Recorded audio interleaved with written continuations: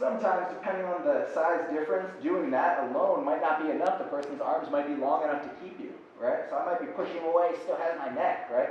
But suffice it to say, if you can do that, that's a good start. Now, if I can't do that, let's say all his weight is forward, guy's super, huge, holding my neck, pinning my head to the mat. I only have a short amount of time to deal with this because any choke, if it's applied well, quote unquote well, this is not a good choke to use, but if he's applying it with a lot of squeezing pressure, then it's going to choke me out. It's going to put me to sleep, right?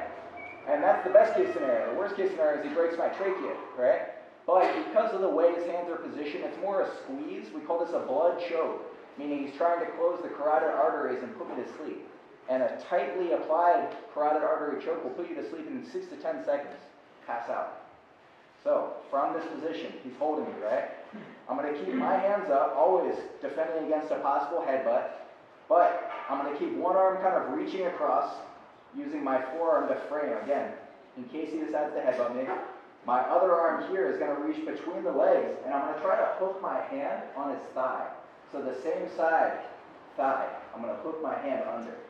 And I'm kind of changing my hand to a palm-up grip. So I'm hooking with my wrist under the thigh this way. And now keep the pressure strong. I'm going to let my guard go, swing my legs, and catch.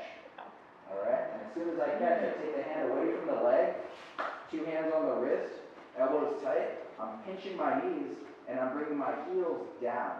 Okay? And from here, I'm just lifting my hips up. And if you can't see, basically what's happening here is my hips are applying an upward pressure on the elbow, right? As my hands pull down on his wrist, okay?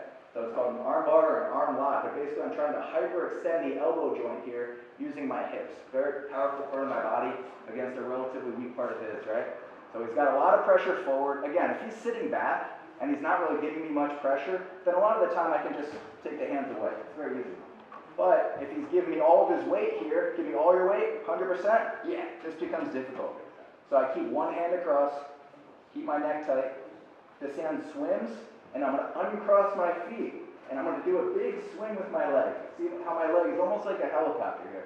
It's swinging nice and wide, because what I want is my hips to come out to the side. I don't want to just try to bring my leg over his face like this, okay? What I want to do is get my hips all the way out. See that? And now my leg can travel over his head very easily. See that? Going around his head, hooking the bend of my knee right on his neck. All right? My other leg is doing the same. I'm clamping down. And now, I know it's difficult, but keep your posture a little bit here. See how my legs stay tight? My knees are pinching together. I let go of the thigh, 2 hands to the wrist. And then from here, I'm just bridging my hips up to hyperextend the elbow.